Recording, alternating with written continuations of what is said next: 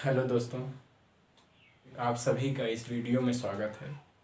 आज हम देखेंगे उदाहरण नंबर 4 और प्रश्नावली 1.1 का प्रश्न नंबर 3 क्या कहता है, आइए देखते हैं। उदाहरण नंबर 4 कह रहा है कि एक मिठाई विक्रेता के पास 420 काजू की और 130 बादाम की बर्फियां हैं। वह इनकी ऐसी ढेरी बनाना चाहता है कि प्रत्येक ढेरी में बर्फियों की संख्या समान रहे तथा ये ढेरियां बर्फियों की परात में न्यूनतम स्थान घेरें। इस काम के लिए प्रत्येक ढेरी में कितनी बर्फियां रखी जा सकती हैं? इस काम के लिए प्रत्येक ढेरी में कितनी बर्फियां रखी जा सकती हैं, ये देखना है। कहने का मतलब है कि प्रत्येक ढेरी यानी कि प्रत्येक पंक्तियों में कितनी बर्फियां रखी जा सकती हैं कि प्रत्येक पंक्तियों में समान बर्फियां रहे, यानी कि जैसे बर्फियों की संख्या समान है। आइए देखते हैं, एक छोटा सा एग्जांपल लेते हैं। मान लेते हैं कि 4 काजू की हैं बर्फियां और 12 बादाम की हैं। तो इनको हम किस प्रकार रखेंगे परात में कि इनकी संख्या दो पंक्तियों में समान रहे। तो मान लेते हैं 2 बर्फियां, 2 2 4, 2 पंक्तियां बना दिया, 2 2 4 बर्फियां। और इसकी 12 की क्या हो जाएगी, 2 2 4 2 6 2 8 2 10 2 12। अब प्रश्न क्या कह रहा है कि परात में न्यूनतम स्थान घेरे, लेकिन ये क्या हो गया, ये इतना बड़ा सा स्थान घेर लिया।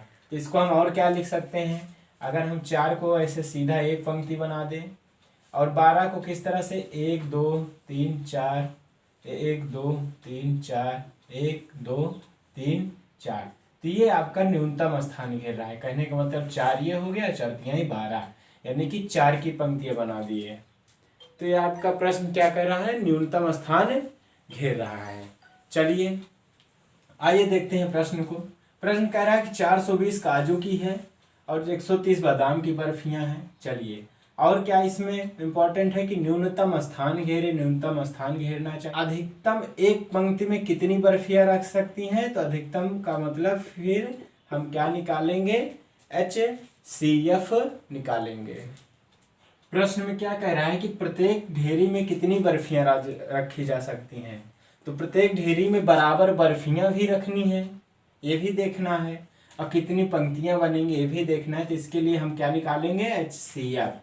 तो आइए देखते हैं कैसे निकालेंगे। यूक्लिड विभाजन एल्गोरिथम से क्या है, 420 भागे 130 भाग करेंगे, 3 3 बार जाएगा, 3 390, बचा कितना 30। 130 को भाग करेंगे 30 से, कितना जाएगा 3 4 12, 4 बार जाएगा, कितना आया 4 तिहाई 12, 120 आया, कितना बचा 10 बचा। अब 30 को 10 से भाग दे देंगे, कितना आएगा 10 तिहाई 30, यानी कि भाजक कितना आ रहा है, 10 आ रहा है। तो 10 यानी पंक्तियों की संख्या कितनी हो जाएगी, 10 हो जाएगी। यहाँ पर इसको चरण में लिख देंगे। पहले चरण में क्या है कि 420 बराबर 130 गुणे 3 धन 30। दूसरे चरण में क्या है, 130 बराबर 30 गुणे 4 धन 10। तीसरे चरण में क्या है, 30 बराबर 10 गुणे 3 धन 0। जब 0 आ जाता है तो जो भाजक होता है वही उसका HCF हो गया। तो अर्थात प्रत्येक ढेरी में कितनी बर्फियां रखी जा सकती हैं, अर्थात प्रत्येक ढेरी में 10 बर्फियां रखी जा सकती हैं। ये आपका प्रश्न कह रहा था।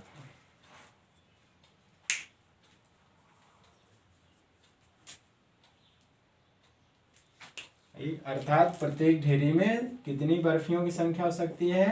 10-10 बर्फियों की संख्या हो सकती है।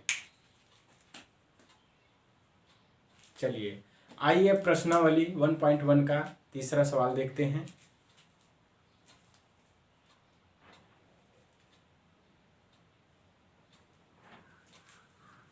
चलिए आइए देखते हैं प्रश्नावली 1.1 का सवाल क्या कहता है कि किसी परेड में 616 सदस्यों वाली एक सेना की टुकड़ी को 32 सदस्यों वाले एक आर्मी बैंड के पीछे मार्च करना है। दोनों समूहों के समान संख्या वाले स्तंभों में मार्च करना है। उन स्तंभों की अधिकतम संख्या ज्ञात कीजिए। देखिए अधिकतम संख्या जब पूछे समझ लीजिए क्या पूछ रहा है, उस प्रश्न में HCF ही पूछ रहा है।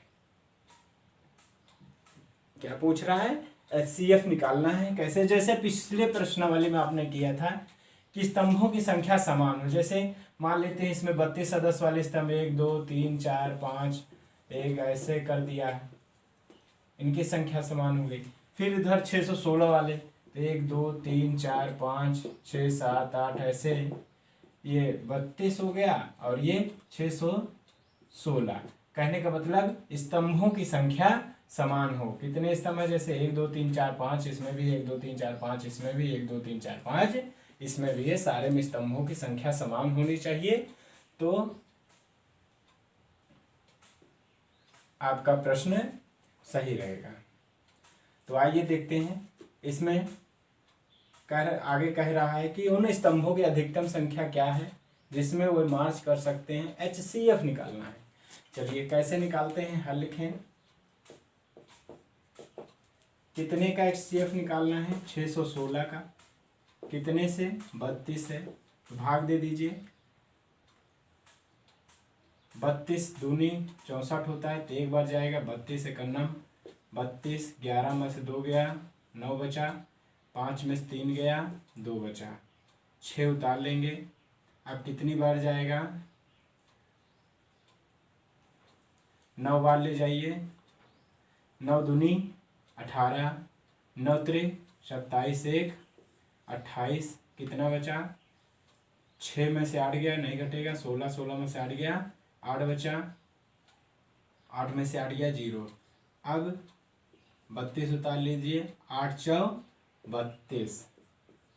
ठीक है, इसका मतलब उसमें अधिकतम स्तंभों की संख्या कितनी होनी चाहिए? 8 होनी चाहिए। कैसे? इसको चरण में लिख देंगे कि पहले चरण में क्या लिखेंगे? केस 1।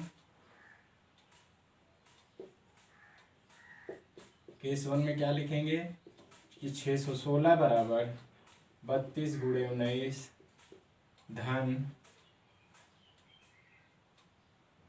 8। फिर दूसरे चरण में क्या है?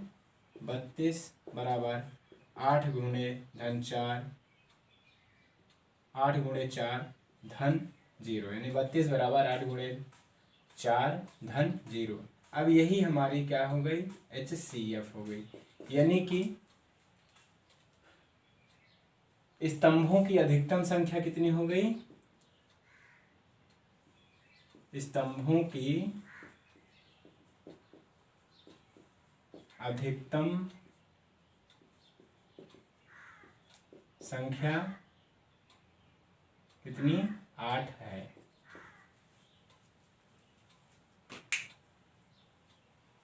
तो इस प्रकार से ये प्रश्नावली आपकी समाप्त हो गई है। अब अगली प्रश्नावली नेक्स्ट वीडियो में देखेंगे।